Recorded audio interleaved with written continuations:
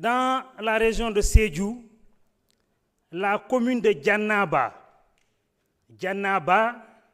la commune de Djannamalari, à l'intérieur, à gauche en allant à Kolda. Il y a beaucoup de villages dans cette zone, pour ne citer que le village de Samtoulou, de Sare Djimbi, de Sare Dansa, de Koudjouni, de Sinthiankoulou, jusqu'en profondeur, il n'y a pas de réseau. Et à moins de 4 km de la Nationale 6. Dama bëgg nga gestu village yooyu parce que ay villages yu rëy lañu mais amuñu courant. Monsieur le ministre, les réseaux sociaux sont devenus un autre pouvoir vu ce qui se passe à l'intérieur de ces réseaux sociaux. Que comptez-vous faire pour recadrer certaines exagérations au niveau de ces réseaux sociaux, pour ne pas atteindre à la dignité de certaines personnes? Qu'on n'oublie pas que cette terre, c'est la terre de Cheikh Ahmadou Bamba, de El Hadj Malick Sy. Je vous remercie, monsieur le ministre. Baldé. La parole est à notre collègue président Abdoulaye Tall. Honorable Siradio Souaré se prépare.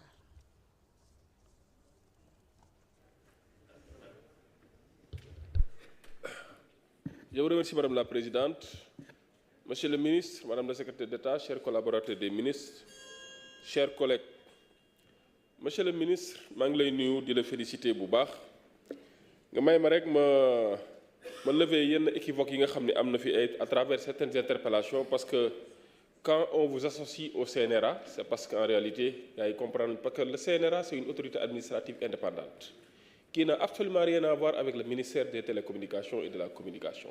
Tey jii mooy lam même ministère bu jàddee CNRA da koy redresser, da koy mettre en demeure.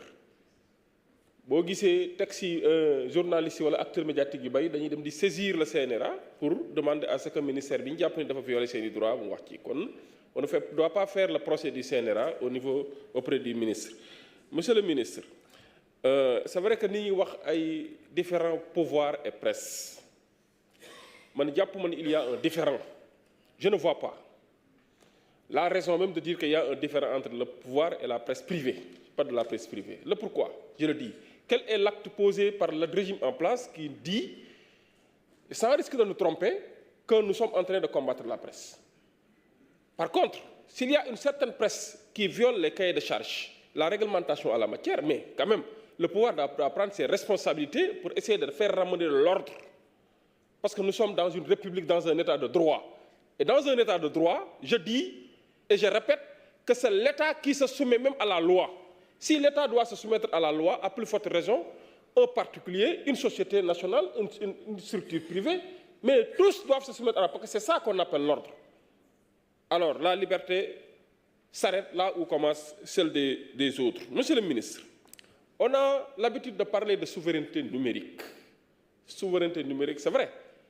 Il y a 20 ans en arrière, on nous parlait de résorber le gap du numérique, la fracture du numérique. Aujourd'hui, on parle de souveraineté. Et quand on parle de souveraineté, ça fait même ressortir une sécurité nationale.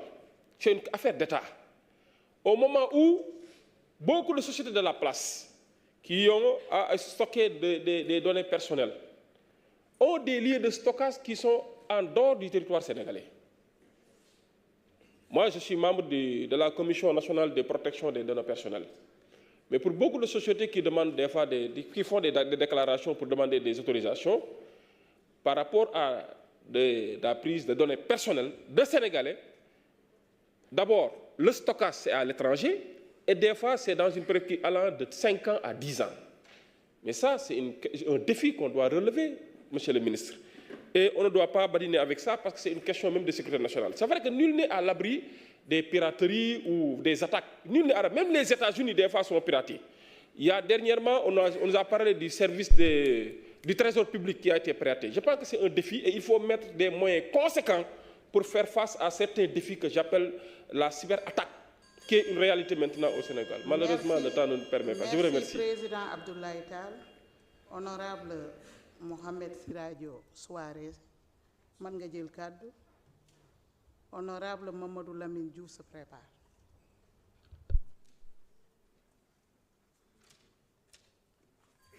Bismillah. Madame la Présidente, bonjour Monsieur le Ministre, chers collègues, nous avons un grand problème avec nos données qui sont logées en dehors du territoire sénégalais, dans des clouds que nous ne maîtrisons pas. Il faut penser à remédier à cela. Nous sommes plus ce Sénégal qui est regardé comme les autres pays. Actuellement, nous sommes producteurs de gaz, de pétrole et nous souhaitons émerger. Donc, sans une souveraineté numérique, on ne peut pas se développer. Monsieur le ministre, il faut cloud ñu andi ko au Sénégal et puis dem jël suñu tête pensantes yi nga xamanteni ils sont partout dans le monde, au Canada, France, ils sont les meilleurs. yow yaa ma ko gën a xam nga andi leen liggéeyloo leen li ñuy jël tubaab bi di leen andi fii ñuy xam suñuy secret di ko tas amul benn njariñ. Beneen bi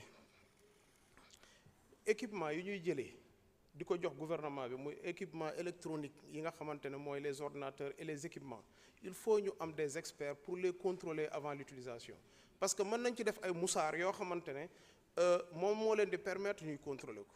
Même tey gis naa fii à l'Assemblée nationale ñu am don boo xamante ne Singapour la xaw ma fan la yooyu yëpp day créer des vulnérabilités ci suñuy données personnelles yi nga xamante ne état bi daf ko war a protéger. Assemblée fii par exemple li fiy xew yëpp fii mooy Sénégal bu nekkee ne nag dañ la am ay équipement yoo xamante ne c'est contrôlé ailleurs, ça veut dire que nous n'avons plus de secret et on devient plus vulnérable. Te xam nañ ne les guerres maintenant c'est pas des guerres yoo xamante ne yu sophistiqué la, mais c'est plus accentué sur l'informatique ak l'espionnage. Donc on ne peut pas continuer comme ça. Di wax ne aussi je suis d'accord avec Sëñ Bara, presse yi nga xamante ne dañ fi nekk di ñëw di attaquer et puis di déconstruire li état bi di liggéey te ñoom ñëpp xam nañ ne ils ne sont pas légaux. L'égalité mooy d'abord nga respecter tes droits fondamentaux, mooy par exemple tes taxes d'abord, mais détourner ay taxes yoo xamante ne BRS, VRS, TVA lépp nga jël ko lekk ko ba pare tu t'enrichis au dos des gens. Ñu naan la nit ki moom moo créé journal, boo créé journal wala nga créé benn moyen de communication moomatoo ko parce que à utilité publique la, mënoo ko am ba pare di ko utiliser pour di xeex état boo xamante ne yow yaa ko waroon a dëgëral. On a fragilisé notre état parce que suñu état bi aussi manque de poigne, loolu nañ ko ñemee wax, manque de poigne loolu moom daf cee am. Fa laa yem, merci beaucoup. Merci honorable Mohamed Siradio Souaré. La parole est à notre collègue Mamadou Lamine Diouf. Honorable Samba Diouf se prépare.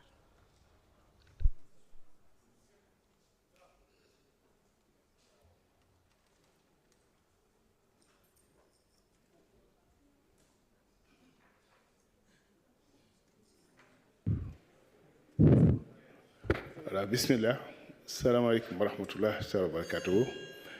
Merci, Présidente. Mesdames, Messieurs les ministres et secrétaires d'État et vos collaborateurs, marhaban bikoum. Monsieur le ministre, nous voulons siyaare bu baax. Di la wax rek, j'espère que vous avez bien pris note de ces remarques de mes collègues, voilà, sur la situation dans les réseaux sociaux.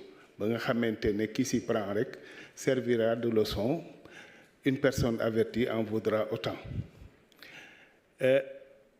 Monsieur le ministre, dinaa ñëw ci programme bi nga xamante ne après vous avoir renouvelé dans vos fonctions de Premier ministre de la Communication avec confiance, le programme du New Deal. Beaucoup des jeunes non-voyants vous ont adressé des correspondances en vain. Mais programme New Deal bi dafa nekk loo xamante ne tout le monde, le Sénégal, dañoo war a jëlandoo départ. Certains vont avoir le pied sur l'étrier, les autres sur le starting block. Ñun nag les non-voyants dafa am nu ñuy aborder ce programme-là parce que vraiment c'est une facilitation et moins pesant et plus facile que les brailles. Ñun nag tout ce qui doit se faire pour nous et sans nous peut être fatal pour nous. Et j'aurais bien souhaité que dans ton entourage et toutes les ressources humaines qui sont sur ce programme-là, qu'il y ait vraiment des non-voyants. Ba nga xamante ne au moins parce que il y a des personnes qui sont férues dans ce domaine de informatique. Donc dina baax loolu nga bàyyi ci xel. Donc di leen gërëm di leen sant di la souhaiter bon courage. Merci bien. Merci honorable Lamine Diouf. Honorable Samba Diouf qui a la parole. Honorable Amadou Diallo numéro 1 se prépare.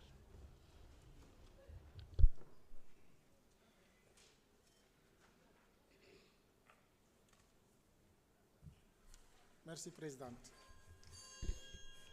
Salaamaaleykum monsieur le ministre maa ngi lay nuyu maa ngi nuyu sa équipe bi di nuyu soxna Aminata nuyu Izi nuyu gars yëpp di leen ziar bu baax monsieur le ministre dama ne woon du ma jël kàddu